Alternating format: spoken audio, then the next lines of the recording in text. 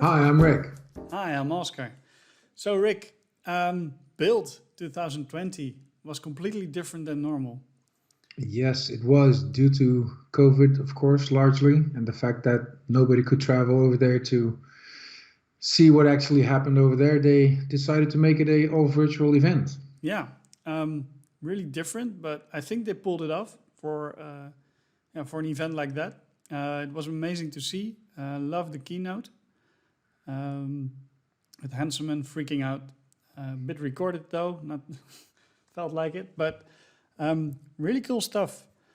Yeah, What? what I actually really liked about this year's edition is, despite the fact that you're not there, they still managed to create a lot of hype online, and people were excited about everything they had to show. So I think that's a good thing.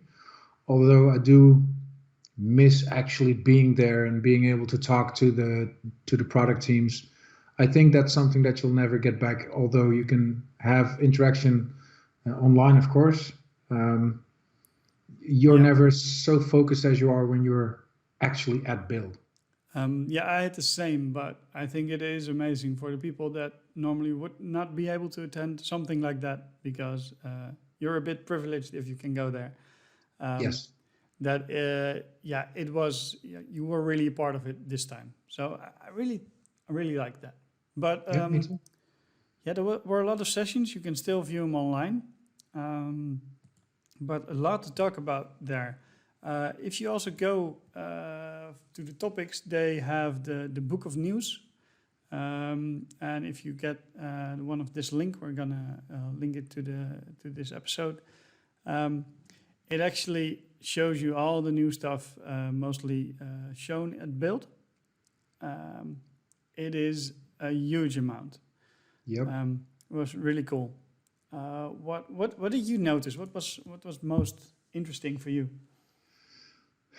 I think there's differences between most interesting and what did I notice.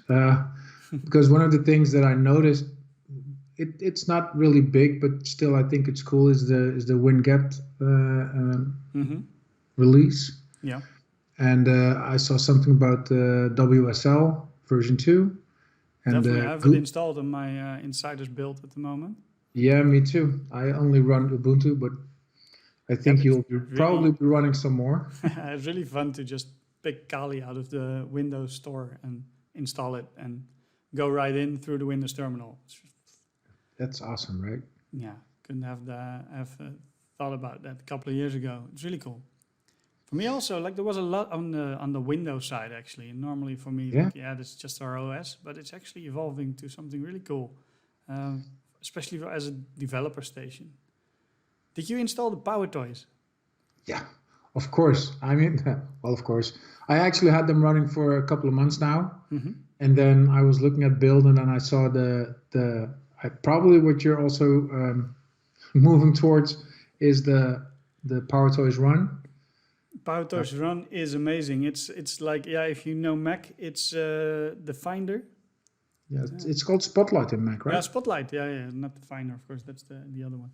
No, this the Spotlight. Like just it's by default now Alt Space and then just pop up thing in the middle of your screen. Just start typing what you want to launch, and it's really Yeah. quick. Really cool. Just Yeah. launching new apps, but also switching to running apps. So if you have your Visual Studio running and you just Alt tab or what is it, Alt Space and then VI, it will go to Visual Studio. Yeah, because Power Toys used to have the Windows Walker Yeah. that enabled you to search an open window based on the name, but that's now integrated into Power Toys Run. So Yep. it searches for documents or emails or applications, but also inside of all the windows that are open, so that you can switch really fast if you know the name, but you have so many tabs open that you don't know where your app is Yeah. anymore.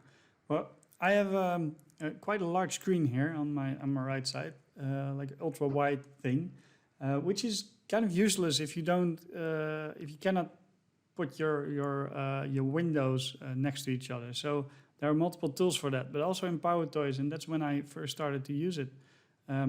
We have those FancyZones, it's called. Yeah. You can create a whole nice layout and multiple layouts if you want. And then with shift and drag a window, you can just dock them on a specific side. So you can really take full advantage of a larger screen. Yeah, And I'm loving the I had feature some tools, already. but they were always a bit buggy. And now this kind of works for the first time for me. Yeah, there's one, as far as I'm concerned, for the fancy zones, there's still one small downside, and that's the fact that if you drag a window into a smaller area from a fancy zone and you drag it out, then it keeps the really small shape, so it doesn't restore to the shape it had before you dragged it into the fancy zone, which docking on the side of your screen does actually. So if you dock it on the left or the right and then you pull it out, then it restores to the old size. I think that's something that they could improve on, but I'm loving fancy zones. Yeah, but I loved it a lot. I saw also on build something about Cosmos going serverless. Yeah. Still private preview, I think. So at the moment, there's some more about it. I'm definitely going to test that. If someone's watching who can grant me the private preview, please do, because I'm interested. But the session I enjoyed the most was from a guy named Matt. It's about C#9. Yeah. And that was so cool. So there's actually a blog post. And C#9 will, I think, probably come with the .NET 5 release. That's later this year. At the moment, I couldn't make it work on my machine yet. I have all kinds of previews running, but this one didn't pick up. But he did some demos. I want to show you some things from that blog post, which can be quite interesting, I think. So first off, we have init only properties. So that is interesting to see. These are actually properties. These are not like fields in disguise. How you want to do initializations. Because normally, if you want to do something with a get and a set, and you want the object to be immutable, you have to do something with set from a private field, internal set, do it in a constructor or something, some kind of weird option to it's a lot of work. And a lot of things they did here was to help you create immutability. For instance, this has a new keyword now, so no get set, but there's a init. And init is actually the accessor of a set. The only thing, it only works if you do a new. So you have a new keyword and then just curly bracket open, and then it works. After that, you cannot manipulate it. So only in object initialization, but nowhere else in your code. Yeah. You see some options here, if you have the time, it's like 40 minutes or an hour. There's a really good video which you can still get from Build where they show it. But further in those immutability, they introduced the new record type, which is actually just a class, but it has the data keyword. Yeah. That means it will become something specific where your language knows it has some additional rules. So what you can do, what's introduced then, is the with expressions. You might know that from different languages. Yep. And this is a really nice example here. So you could have a person already initialized of that record. And you just want a new version of it, or you want the same record but with a different last name. So let's say your first person was, in this case, probably initialized with Scott Hunter, and now you want the same record, but you want him to be called Hanselman.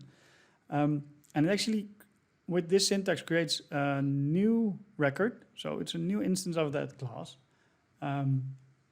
initializing the last name with Hanselman. But everything else that was in the original one is still there without changing the original one. So that also means that making shallow copies of objects is way easier than it used to be. Yep. And not only shallow copies, what you can also do is equality. So because it's a data record and it knows what it is, you can actually do an equals now, and it just compares all those properties. And it will compare to true, even though it's a different instance of a class, which we're used to. So I can imagine there are some really nice opportunities to get some simpler code from things that weren't really functional anyway in your projects. Cool. I'll just go a bit further, and of course with the options which we already had in C#8. The deconstructors are also pulled into this data class, so you can really get the data members out. So this is a positional deconstruction of a data record like that. Cool. So yeah, all kinds of things. There are of course again with what's it called, the expressions. The immutability, or? I thought you were looking for the immutability. Yeah, the immutability is a big theme here, but this post is really long. The thing I wanted to show you here is actually, which is also fun, is the top level programs. We're used to having something like this in place, right? Yep. Just to get to hello world. Yeah, and now this doesn't even have a namespace. So normally, I think if you create a console app, you also get a namespace for free. Yep, indeed. Well, and then you have either the static void main, or you have the static async task main if you want to do something async down the road. But it's actually just some kind of convention to have a starting point. But they actually said, well, from now on you can do this. What? So removing all the stuff which doesn't say anything, especially for new people landing in the language, it will just go in top level. If there's some code there initializing, that's your main method, and you can go async here right in the body. So this is coming up, which will remove a lot of separate files with kind of program class or something. And what else? Because the first thing I was like, where's my args, my input arguments? It's available as a magic parameter. It's available as a magic parameter. Well, I mean, it's just there, or? Yeah, it should be somewhere there. Like I'm really sad that I cannot play around with it yet. But that's awesome. And this facilitates writing C# code for, like you said, people that are just joining in. Yep. But also it almost feels like we're moving more into something that looks a bit like scripting. Yeah. Yeah, Okay. but it's just removing all the rituals around just getting an application to run. And I think, especially for people coming in new into a language, they don't know that. Like this is really nice. Like, and this will make people to start using something. Like, why is JavaScript so popular? Because whatever you type, even though it's not even correct, it just gets it works, or it tries to work. So I think this will help with people coming into .NET a lot. Our pattern matching got some nice range extras, like relational patterns. Like the whole pattern matching was already a theme since, I think, 7.1 or something, or 7. Like they started to get that in. This was interesting. Do you know this? Do you see sometimes these constructions? Because we have the is, which is really handy. I use it a lot. Also, if you want to compare for not null, for instance, because I've seen some code who said, well, if is not null, then continue. But in the end, someone forgot an await, and then the return value was a task. So not null, and we had a nice bug. So I'm using the is keyword a lot for this. But if you want to do the opposite, you have like the brackets and the exclamation mark. So they're actually introducing the not wrote out. That's interesting because we have a not in C, which is of course the exclamation mark. And now we're introducing it here. And also we see, and those are, for instance, I skipped over that, but in the pattern matching with logical patterns, we're introducing the and the or. Wow. And that's specifically to not confuse normal operators with these kinds of statements. Okay. So they have a different meaning, but this would look completely different if you just put two ands in there or two pipes for an or. And this is a bit more clear that we are definitely meaning something different here. Yeah. Cool. So all kinds of things which we have to take in account. The targeted new. So if you don't use var, but you already have the type defined, you can just use new. You don't have to type the entire class name again. Cool. So that's interesting. And yeah, we have all kinds of covariant returns to get the more specific return types in some cases. So there's much more. Check out the language feature status. We'll also see if we can put a link in there to the complete talk, because you can really see him type some of the magic and show that it actually works. I'm really looking forward. Like last time with C# 8, I'm like, what more can they add? But they added a lot. There were some plans. Yeah, and just to add to this, two more points that I think are very interesting is the fact that with Project Reunion, they are bringing back together Win32 and UWP apps. Yeah. So those diverged a bit, so they're bringing them back together with Project Reunion. And then the other thing, which we haven't even talked about yet, was .NET MAUI. And Maui. I think, I think that's also a really cool addition to the new .NET that we can see. I think MAUI is from 6 on, right? Yeah, I think it's planned for .NET 6. And .NET 6, what will it be like next year's build that we get a nice pre-release or? Well, I'm not sure about the pre-releases. I know that the release calendar for now is every year, November, we get a next big release of .NET. So .NET 5 comes November this year. Yeah. And then .NET 6 should be November 2021. And then .NET 7 should be 2022. And they planned it up to version 8 right now.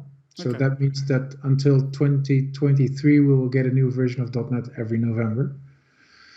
Which also means that a year and a half from now, they expect to be in a place where you can write a application that you can run on Android, Tizen, macOS, or Windows, or Linux. And it just works. Yeah, I was watching that whole demo, and it took me a while before I realized, oh, this is just Xamarin Forms, only reimagined a bit, and pushed into one project now, because that's really nice. You don't have to set up all the different projects. You can, if you want to build something specifically in it.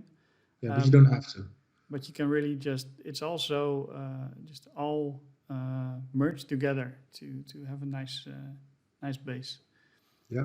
And we had the official release now of the WASM version of Blazor. Yeah, also true. So wow, didn't even think about that one in production.